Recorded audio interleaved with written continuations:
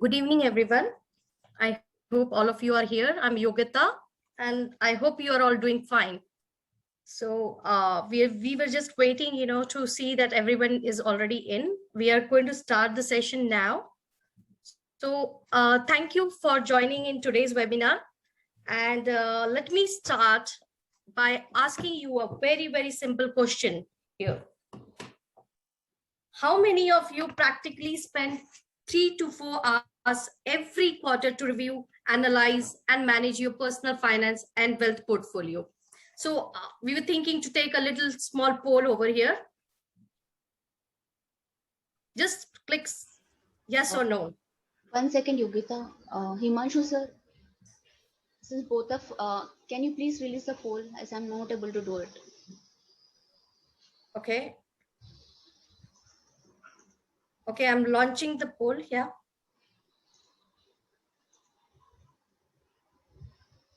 Hello. Okay, all right. So we still have 80% of people who are reviewing their portfolio. More than that. That's a great thing. Okay, all right. Thank you.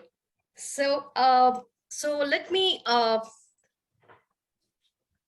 today, Dr. Uma and Mr. Nikunj will share their thoughts on why and how managing your wealth is the key to a secure future.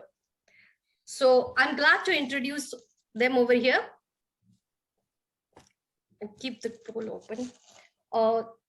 Dr. Uma is the chairperson and co-founder of CIL. She's a reputed subject matter expert and a trainer in the capital markets area.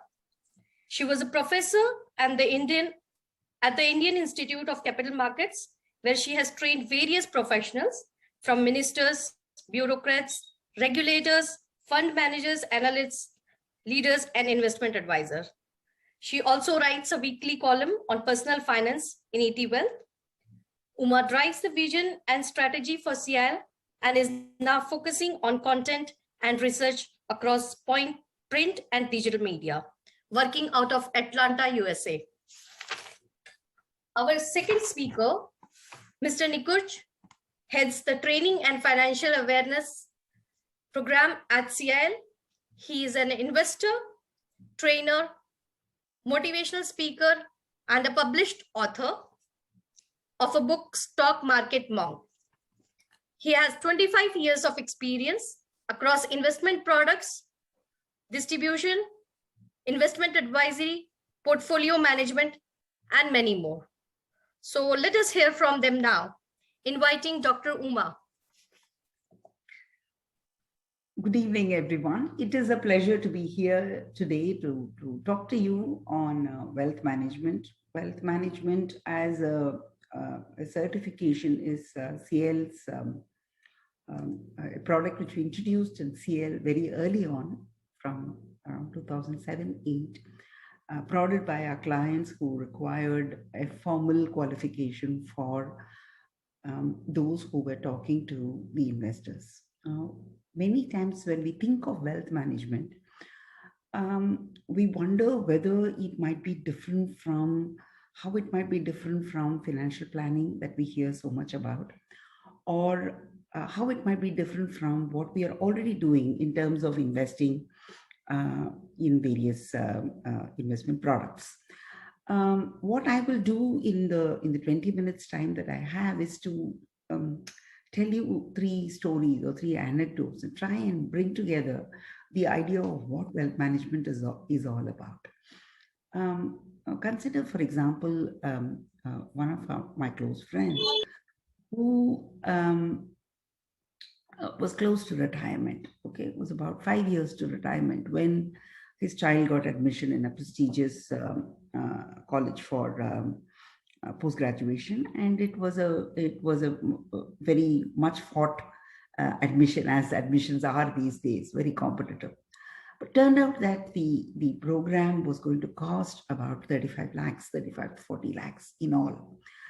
Now that was a large amount for this middle-class family, because if he reviewed his assets, they owned the house that they lived in, and this house had been bought long ago, but it had appreciated in value and was worth about a crore at that time. And there was a primary saving which was in Provident Fund, which amounted to about 60 lakhs. The person was close to retirement, about 5 years to retirement, about 60 lakhs. There were other investments there were a few deposits and a few other investments which were not much, which were not more than 5 or 6 lakhs. Okay. So on paper, the net worth of this person, they had no debt. And the father was very insistent that the child should, if possible, avoid taking an educational loan. The idea that the son will start his career with a loan seemed very unacceptable to the father. And so on paper, they had assets almost worth 2 crores. They needed about 25% of that money, about 40 lakhs.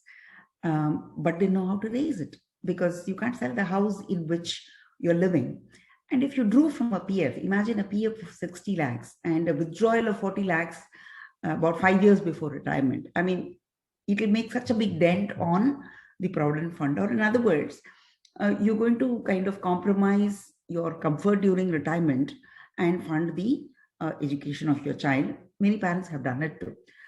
Now, what this really, this dilemma shows is that a lot of us can be asset rich, but we can be cash poor. Or in other words, we have our assets working in ways that are not aligned to our own needs. So when we talk of wealth management, what we're trying to do is to see whether our life, our requirements, our needs, our specific preferences, whether they are aligned with what our assets, or whether our assets are aligned with what these are. So building that bridge to our assets and to our life is what wealth management will do, where you will look at, what your assets are doing. I mean, if I were to look at attributes, for example, we're thinking of growth, we're thinking of income, and we're thinking of liquidity. Apart from risk and return you would have heard so often. So we're looking at these 3 attributes. So what you have is a pension corpus that has grown in value, but is invested primarily in Provident Fund, which means that its worth is undermined by the fact that it's a long-term asset. Okay, it's been accumulated over 35 years, but it has been invested conservatively. So it's a growth.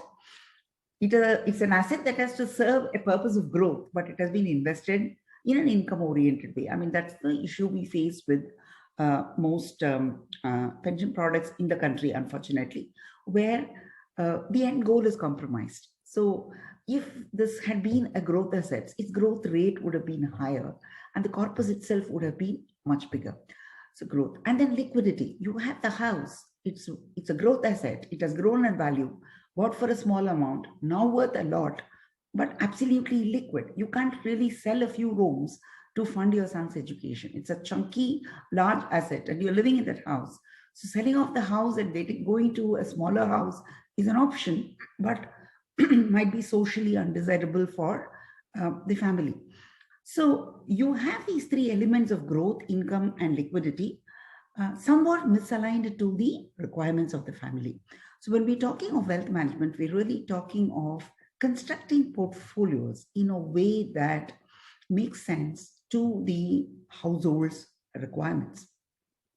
Consider again, for example, young investors who are forced by their parents to buy a house because the EMI is like a compulsory saving and there are some tax benefits to it.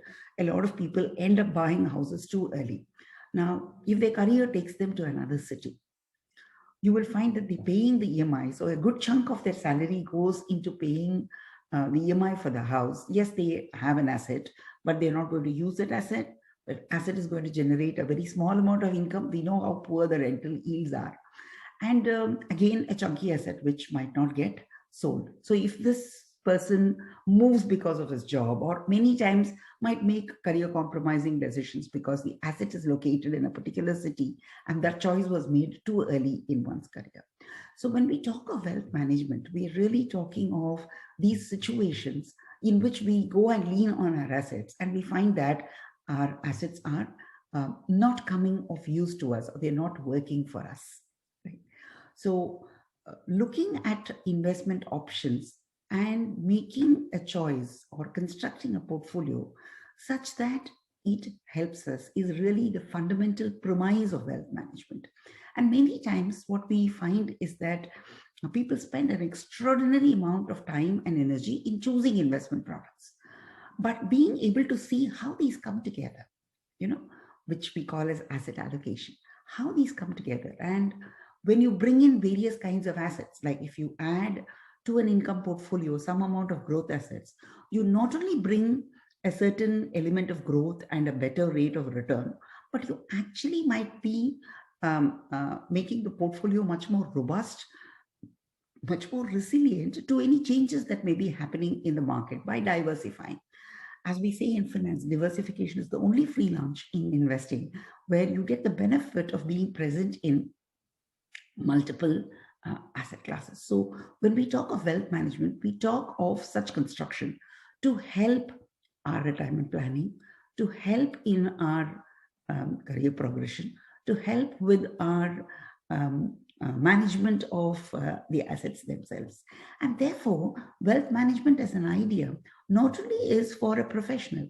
Obviously, a person who's talking to investors about investments should be able to move himself up to uh, uh, acquiring these skills. But it's for every investor to be able to take that view that I am not making investment decisions, but I'm actually managing my wealth. So I'm beginning here, and let's say I'm looking at retirement when I will have a corpus of about 2 crores with which I retire.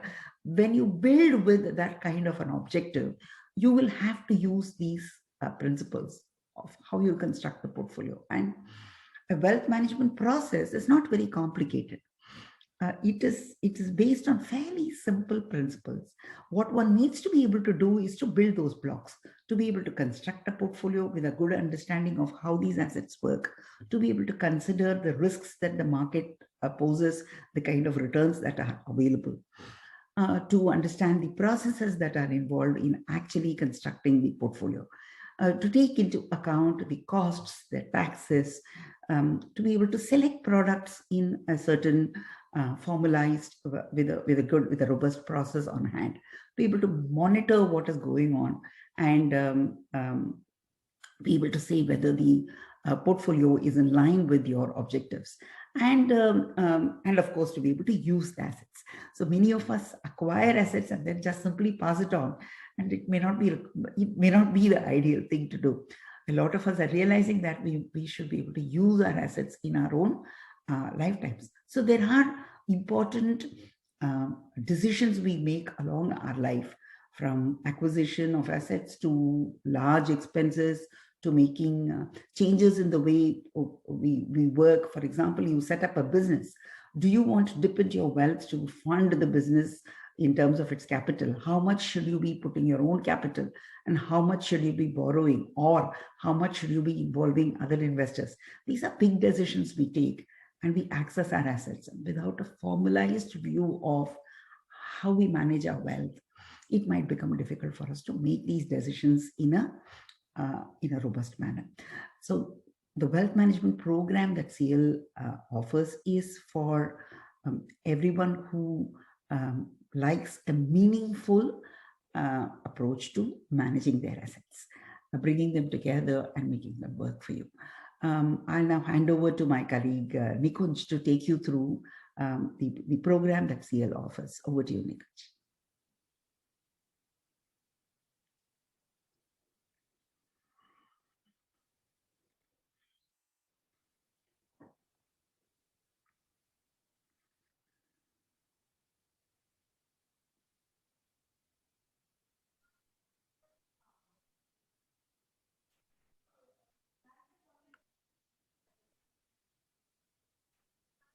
Nikunj, we can't hear you. I thank you, Uma. Thanks a lot for putting in such a crisp description of what the wealth management is. And I certainly can relate to what you mentioned, because I grew up in a family where it was widely believed that after starting your career or just joining the job, if the boy purchases a house, then his future is secured. He's created an asset. And of course, it was after creation of couple of these assets, I realized that that was not the way to go. You are right that in mentioning that wealth management is just not about knowing the investment product or creating few assets here and there, but creating a very wholesome balance between your aspirations, financial goals, and the overall portfolio, which caters to your requirement. Uh, Having spent a lot of time in the industry and dealt with investors and, of course, mentors like Uma, there are a few nuggets of wisdom which we've picked up along the way. And at CIL, what we've done is we've created a very practical course around these nuggets of wisdom, and which makes this wealth management certification that I'll be shortly talking about a very, very rare property. So wealth management, as you see globally, includes four things. One is management of your assets, which we call asset management. This is different from what we see in the mutual fund context, but how my different assets are aligned to my future goals and my overall preferences. Do I have liquidity? Do I have enough growth in my portfolio? And then the finer aspects of picking of the products, which includes financial planning. Which product which will help me to reach which of my goals in what time, how much money I will need, whether this mutual fund is the right option for me, or should I take any other investment product. The third aspect, which is very important, is taxation. Am I bleeding too much by the way of taxes? Am I tax efficient in managing my money? I remember there was a time where people would tell you, boss, do a fixed deposit and all your financial goals will be there. And after 10 years, we would realize that inflation was 6%, and post inflation and post taxes, we actually made a negative return. And the fourth aspect, which is again very important, is the aspect of estate planning. What will happen to your assets and investments after you are gone? Have you organized them? Do you actually know uh, which asset will go where? I was reading a book, and there it is written that rich people plan for 3 generations and poor people plan for Saturday night. So most of the investors, their investing decisions and financial wisdom will revolve around the short-term events which they feel are important for their life. But actually, wealth management is much more. It's managing your assets, creating the right investment products, choosing the right investment products, and bringing in an element of taxation efficiency and a plan which will secure how these assets will change hands after you are uh, gone. Why this is important now? To my mind, Indian economy currently is passing through a very, very interesting phase where some of the developed economies are aging. I was seeing a program on China yesterday. All of a sudden, Chinese government is realizing that there is need of young hands in that economy. And India has it already. About 60% of our population is in the uh, working age category. And that's what is going to fuel the economic growth in this country. So this is probably the right time to start attending to such matters. That's one. Second, there are a lot of investment opportunities which are coming to us. International products are available, alternate funds are available. They are very, very sophisticated and interesting products which are available now in the mutual fund space, which also makes it very important for us to understand this language with this landscape with a greater eye for detail. Third thing, when more and more products are coming into the market, it is natural that the degree of complexity will also increase. So it becomes very important for an investor to understand the subtleties, to read between the lines, what is written in this product, where is the risk coming from, a risk coming in this product. Understanding that is very critical, is very crucial for achievement of your financial goals. And I believe post-COVID, last year and a half, what we've seen is that every balance sheet has been challenged. Whether you're running a business, whether you are individual or you are a small-time entrepreneur, or a professional, you have seen a stress on the cash flows. We had never imagined that such a thing could come into being, which will jolt the whole global economy. And here it is, making us, all of us, to think about how should we manage our money well, how should we be able to absorb shocks like COVID if they ever happen in the future again. This is very interesting, and this is the chart of Indian economy. If you see the time period around 2003, if you see the time period around 2003, you will realize in 2006, India achieved $1 trillion of GDP. We became $1 trillion economy, and it was a momentous occasion in the economy of India. 1 trillion was the in thing at that point of time, but it took us almost 60 years after independence to reach there. But having become $1 trillion, we became $2 trillion in next 8 years. So first 1 trillion happened in 60 years, but the next 1 trillion happened only in 8 years. And the third trillion happened even more quickly. Of course, Corona has sort of slowed us down this year. The GDP may degrow a little bit. But what has happened is when we are going through these milestones, there are important changes which are also happening in our capital markets. For example, around 2006, the index was 6,000, 7,000. When we went to $3 trillion, we were almost at 40,000. So while the GDP only grew by 30% from 1 trillion to 2 trillion, let's say GDP grew by 100%, and from 2 to 3 we grew by another 50%, the capital markets actually swelled by much more. We saw almost a 400 to 500% jump in the indices. And these are the kind of opportunities which, if are captured well into our investment portfolios, then it makes a great sense in terms of creation of wealth for all of us and our families. Interestingly, I also try to link things with yoga, linking investments with yoga. This is one of my favorite pastimes. What yoga says, and this is something very, very pleasantly surprising. What yoga says, and yoga was written, at the time of Patanjali, some hundreds and thousands of years back. It says anyone who follows the path of dharma, jnana, and vairagya achieves aishwarya.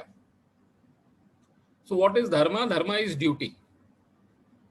Am I doing a particular thing or a ritual in the right manner? If there is a birth in my family, are the rituals accordingly done? If there's a death in family, are we following the various? There is a different way of doing everything. So if there is a puja, we will read different mantras. If there is a birth of a child, different mantras will be reached. If there is a marriage, we will go through a different set of rituals. Same thing is needed in investments also. If I need income, I would need X type of assets. If I need growth, I'll need Y. If I need a balance.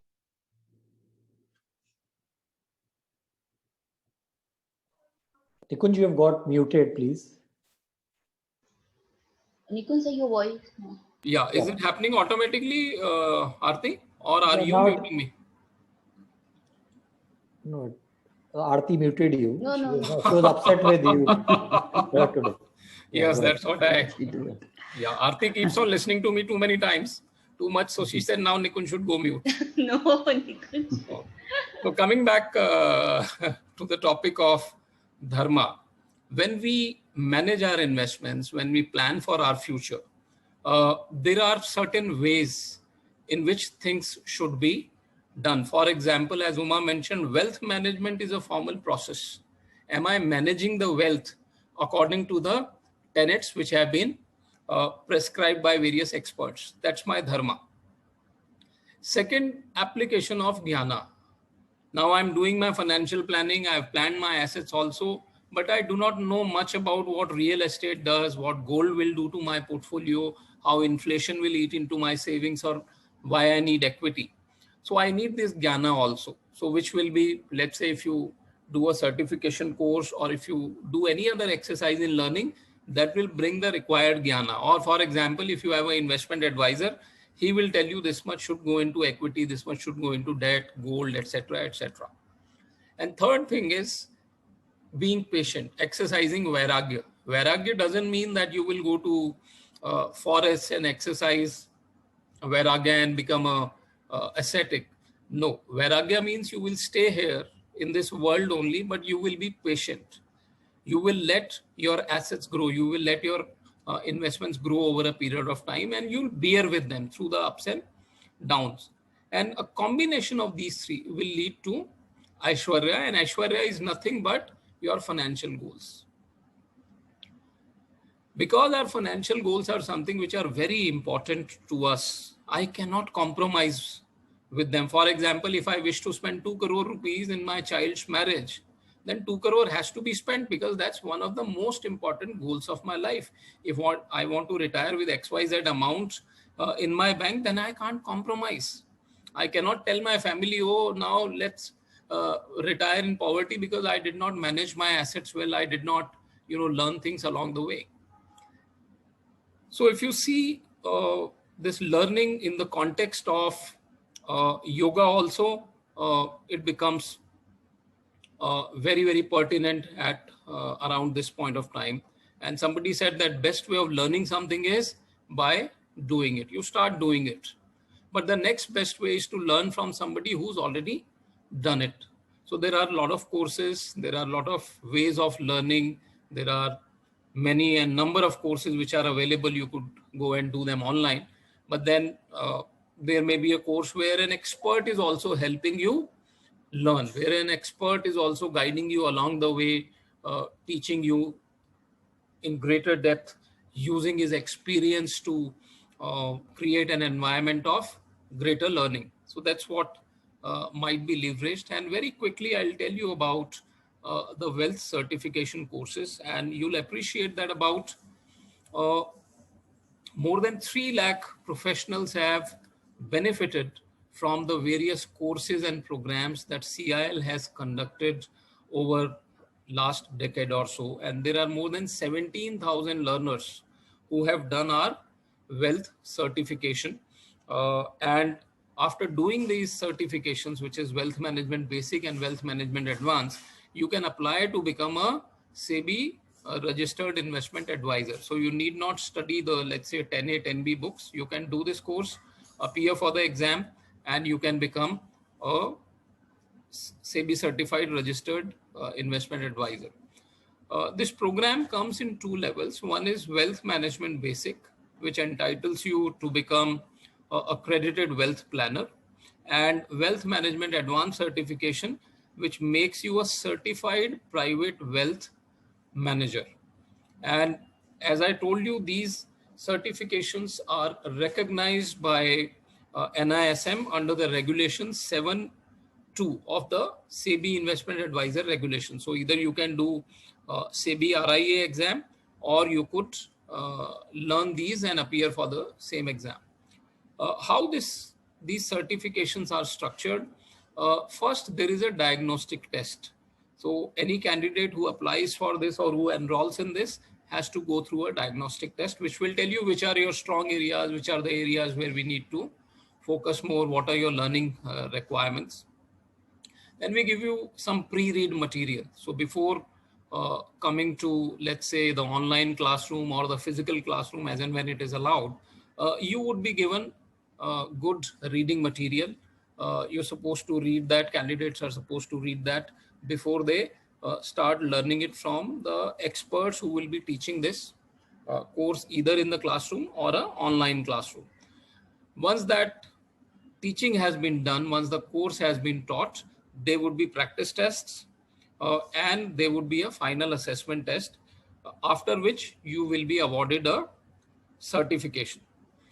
So what does the basic certification do? Basic certification is laying down the foundation, a very strong foundation of concepts along debt, equity, interest rates, derivatives, equity valuations, debt valuations, doing case studies, multiple type of case studies, understanding about life insurance, health insurance, looking at the practical scenarios which will sort of nudge you to implement what you have learned. So your learning is happening in a very practical and realistic environment, and these case studies keep on, they are updated from time to time. So you will learn about key asset classes. You will be, after doing basic, you will be able to make let's say product recommendations. You will be able to understand the dynamics of various asset classes also. So it is, let's say, suitable for students, or it is also suitable for somebody who wants to graduate from, let's say, selling or recommending a single product to a multi-product environment. And then comes the wealth management advanced certification, which is slightly tougher, I would say, as compared to basic, but it is really worth its while. Here you will learn about what Uma was talking about, the dynamics between various asset classes, understanding the relation of two asset classes, how these assets could be used in portfolio construction, why XYZ asset allocation is better and why not ABC asset allocation is better. So you would focus on asset allocation, portfolio construction, macroeconomic cycles, details of bond and equity valuation, which will enable you to understand these securities very, very well. Again, this follows the same process of going through a diagnostic test, having pre-read material, then going through virtual instructor-led sessions, and then practice test and the final assessment test. So these two levels have been designed keeping in mind the needs of the market, the needs of the industry, and also the needs of the investors. They will not only help you, let's say, become a good advisor, but they will also help you to become a good investor yourself, which is very important in this journey of financial consultancy, or let's say financial advisory. So this is all from my side. Uh, what we will do is we will open the session for question and answers. Before you prepare your questions, I have a couple of questions which I thought I will ask Uma uh, before you ask your questions, and I may request all of you to type your questions either on the chat box, or you may ask your questions by unmuting yourself. My first question is to Uma, and which is a very simple question. See, a lot of times we feel that, I know debt, I know equity, I have a good sense of understanding of these investment products. Why at all learn in a formal way? Why learning in a formal way will help, especially in the subject of wealth management? That's my first question. Right. So it is like saying that, I know that I know I have a whole list of batsmen, and I have a whole list of bowlers, and I have my team. So I am going to be able to win every match, before you are going to select the team that will play at a pitch, you will make a decision of who the position is, what the conditions are, how the pitch is, what kind of, you will make decisions about who will open and, who will bowl and so on and so forth. So while you might have made a great selection of your top spinners and fast bowlers, who you deploy for a particular pitch is still a decision that you have to make in order to be able to win the game. So wealth management is something like that decision. It is like bringing, as we say, asset allocation. When we say asset allocation, we are deciding which asset plays what kind of role in our wealth management portfolio, in our portfolio, and how that might happen might change over a period of time. For example, as someone who is has known and appreciated the equity markets for its benefits, I am a primarily an equity-oriented investor, and I see myself as the income-earning asset. As long as I have a job and I get a salary, and I'm able to save some part of that salary, that is, I don't have a situation in which I am spending all of that money. I see myself as the income asset for my wealth. So I'm the income asset, the growth asset is the equity market. As I near retirement, that assumption will get questioned because my income will stop at some point. So will my portfolio continue to be equity heavy, or should it have some amount of debt? Now, these are wealth management questions. These are questions that you want to ask, not just based on how the equity market is performing or how the debt market is performing, but taking into account what is it that you want your assets to do for you. Do you want them to grow or do you want them to generate income? So wealth management operates in that space of what we call asset allocation and portfolio construction, or strategic asset allocation, or tactical modification of that asset allocation, reviewing and rebalancing the portfolio. Now, all of these are important steps that we have to take to make sure that we are always in charge. So that's the space where wealth management stays. Okay. So thank you very much. Another question is related to the goal of retirement. I was reading somewhere that not many people in India and for that matter in developing markets are actually focusing on this goal of retirement, and yet we know that retirement is a certainty which is going to hit all of us at some point of time. Keeping that goal in mind, how important is, again, learning about this whole wealth management thing? Yeah, retirement is perhaps the most important or the most significant financial goal that most of us would be providing for, because the realization that we may not be earning forever and that we might be drawing on our wealth is quite frightening for many people. If you typically look at how retirement corpuses are managed, people are most worried about risking it. They would say that it should be as it is and I should just get an income. So, there is this fear and conservatism comes into play even when we are accumulating the asset. As I was mentioning earlier, many provident funds, if you propose to them that they could be,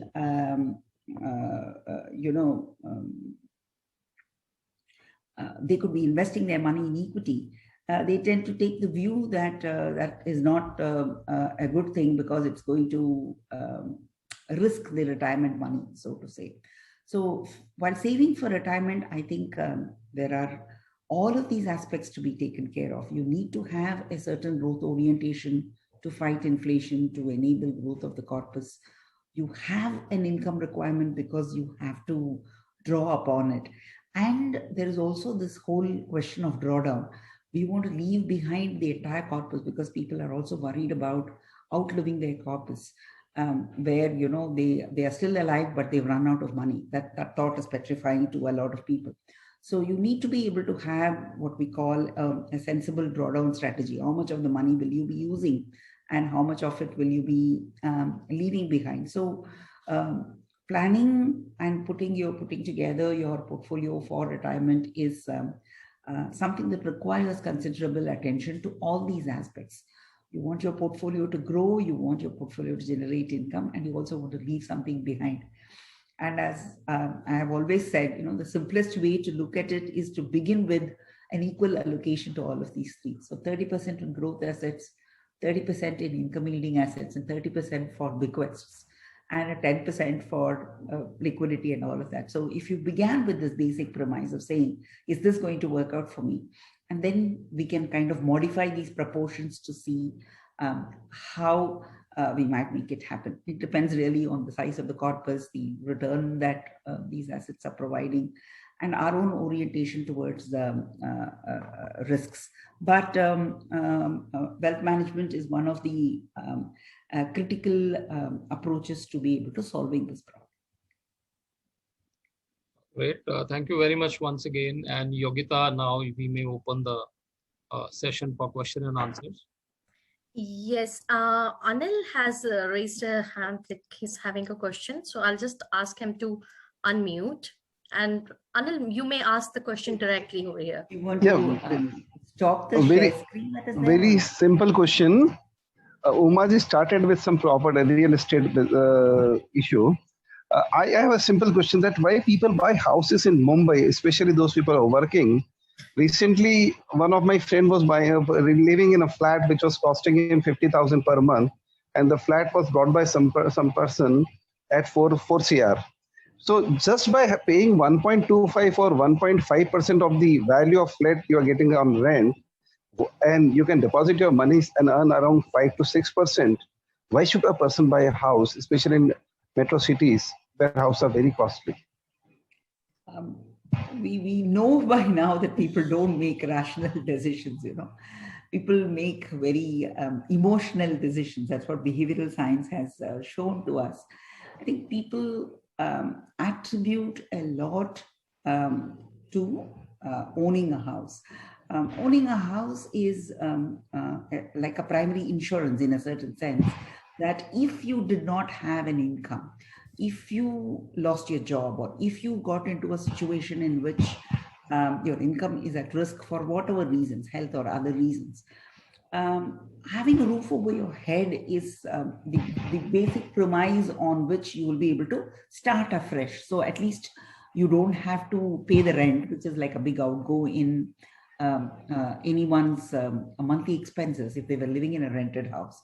So but they say EMI, premise. But buying in a place like Mumbai, where real estate is so expensive, is definitely questionable. I mean, you're right in saying that you're putting in so much money into a single asset. What happens really is, as I was pointing out, you become asset rich and cash poor, in the sense that you spend a good part of your money paying the EMI instead of the rent, you know, paying the EMI, and you have a large chunky asset. But people, considering the thousands make that choice, there seems to be some pleasure of ownership, or some joy of some security. I'm there is sure we also can a all do the false decisions, not notion. rational, but it seems to be emotionally satisfying for so many people who actually make it. Yeah, there is a false notion also, I think so, that you can say what you are saying is real, because the same issue I am having right now. A house of 2 CR is available on rent at 21,000. Now you can imagine, just by paying Poor 2 point less than 2 lakh as rent, I am going to indulge myself in a EMI of around 10 to 15 lakhs per annum for next 10 years or 15 years. Why people behave this? That is very important, and wealth manager has to find answer for this. Anil ji, आप मेरी दुखती हुई रग पे हाथ रख रहे हो sir. Sir मेरे भी घर में ये तकलीफ चल रही है. Investing in a house that you live in is something several people associate with financial security. So making the choice in a metro like Mumbai is a fairly tough one. So I believe that I'd like to interpret one more thing. lie in being able to build other assets. So you probably have, you know, if you continue to hold a job and have a decent level of income, being able to build other assets over a period of time. So you began with a situation where the house is 90% of your wealth, but by the time you are into the peak of your career in your 40s and 50s, you're able to accumulate other assets. It might still be something that's still sustainable. But instead of buying a house, why should we house question? So one last word. Why should instead of buying a house, we should buy REITs, if at all you want an appreciation? Oh, the product is I won't recommend it yet. Oh, the product is still being in essence it says.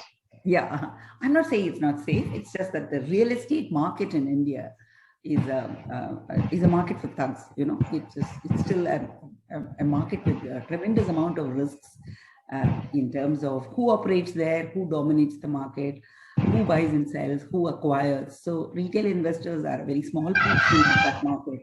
So that market does have quality issues. But I do hope that things will get better as we go along. Yeah. Okay, thank you, ma'am. Thank you, Anil. So we'll have Sankha asking the question. Sankha, I'm unmuting you. Maybe you can ask directly over here. Sure, of course. Hi, everyone. It was a lovely presentation. Sorry, I joined in a little late, but a lovely presentation. I just had one query. See, I'm a CFP myself. I wanted to know if I can do directly the wealth management advanced course. Is it possible? Nikunj, you might have to answer that question. In Himanshu, terms of want to take that? Okay.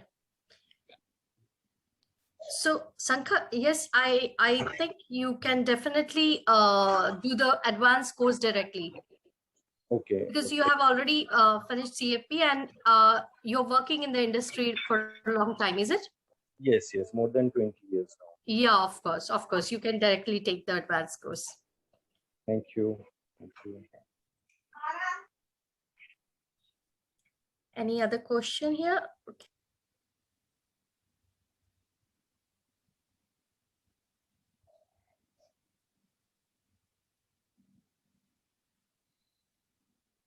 There's a question from Vatsil asking, I'm 17 and will turn 18 in October.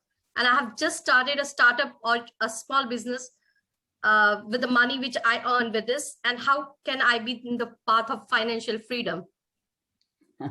You're already there. You've started your own business and you're trying to be in charge of the incomes that you generate. It's a great start because ultimately financial freedom has only those four elements. You know, how are you able to optimize the amount of money you earn? Because many of us suffer from this problem of not earning enough. Okay, so are we able to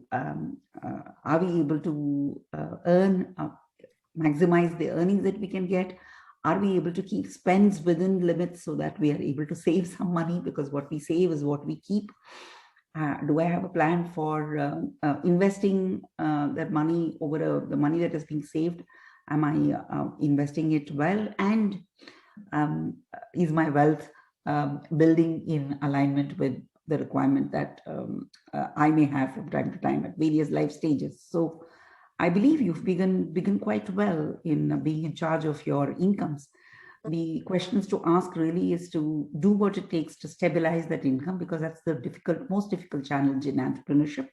Dividend incomes can be very fluctuating. So what you would do in your business too. So your focus right now will have to be in reducing the risks associated with that income and focusing on the business to make sure that that income stabilizes,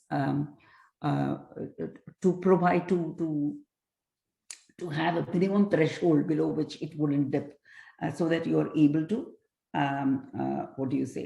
begin your saving and investing in a manner that helps you. But trust me, in the initial years of your business, the business will require all the money, and you might find it worthwhile to focus your energies and your monies on building and stabilizing that business, and then everything else can follow.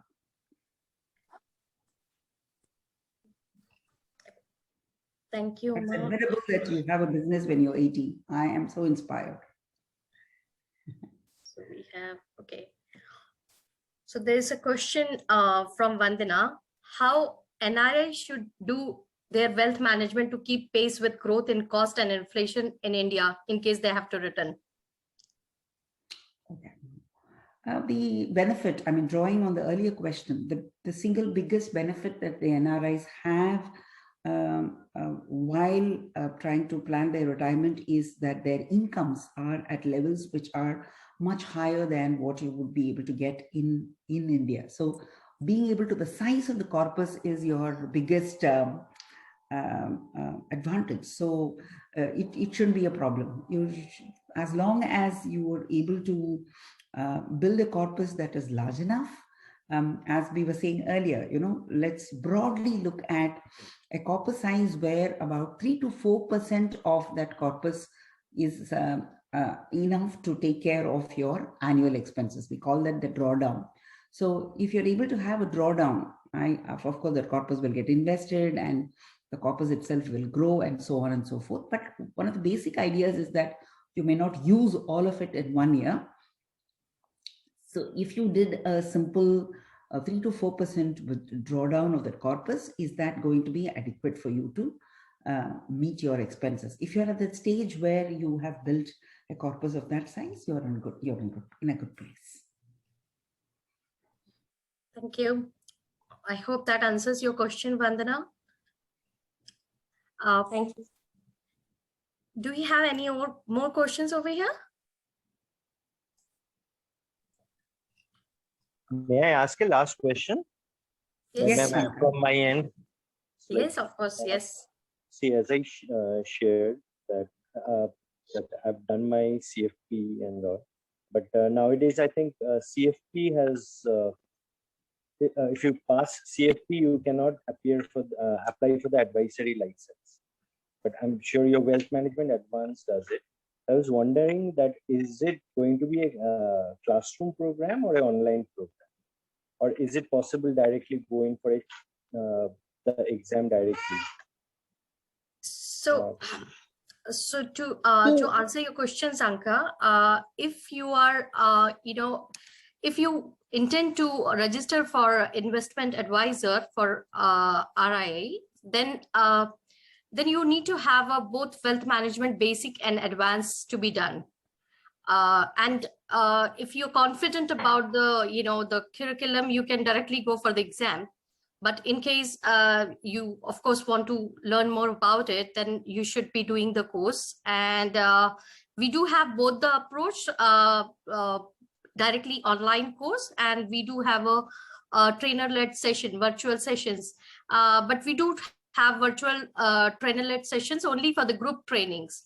So you may start it directly from tomorrow, or if you want to have a specific trainer-led session, then you have to wait for a group to start with. Great, thank you.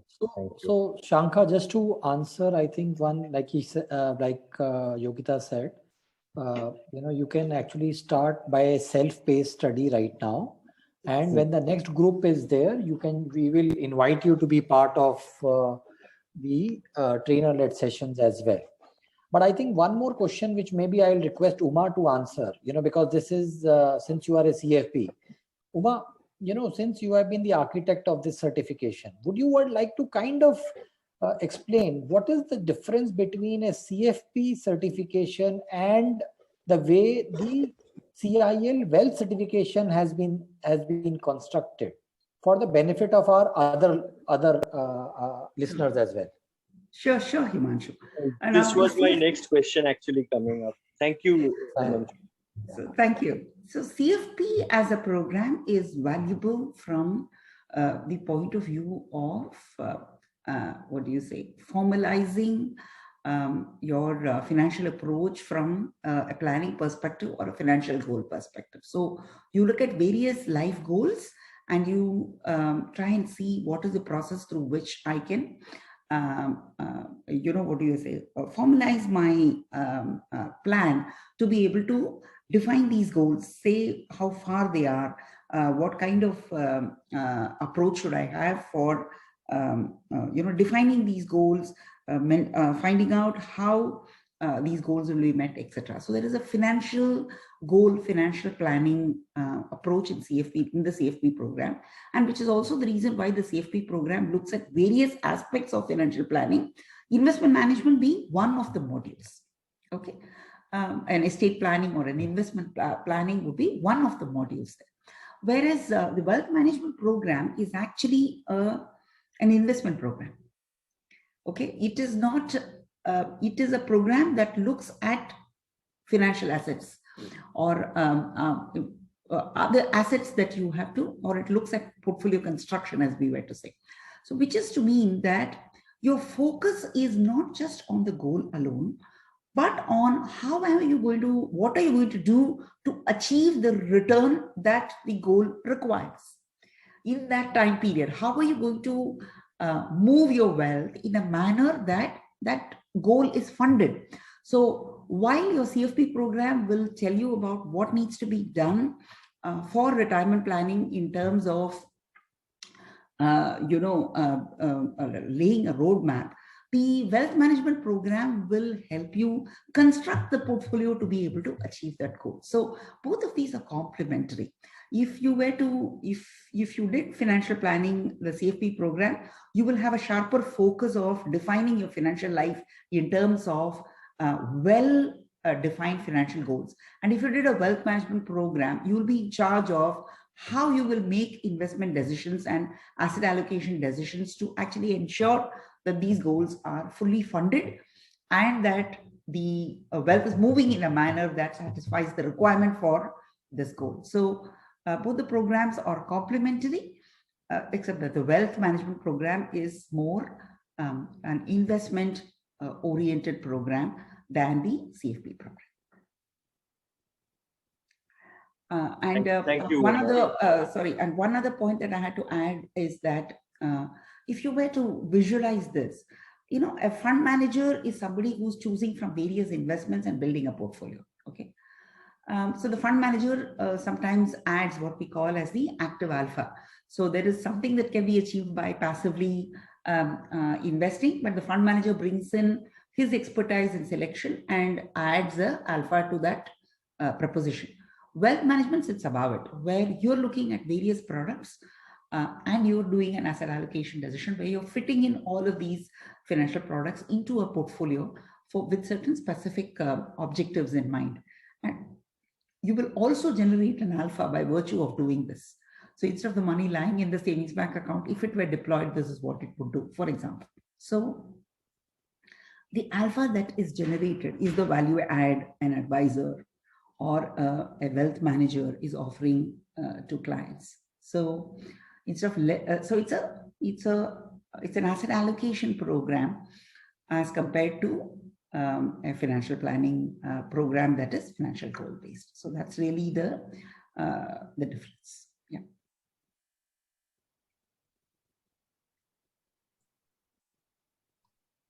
All right. Do we have any more questions here? Himanshu, should we conclude the session now? Yeah, sure. Okay. Thank you once again for joining in today, and we hope to see you. We are going to do this webinars very, very frequently now, because we think that, you know, knowledge sharing is one of the best way in this kind of a times when we are sitting at home, and this is the time of gaining a lot of knowledge. Thank you so much, Dr. Uma, Nikunj, Himanshu, to be there, and all of our participants. Thank you so much. Thank See you. you again. It was a pleasure. It was a pleasure being here. Thank you very much. Thank you.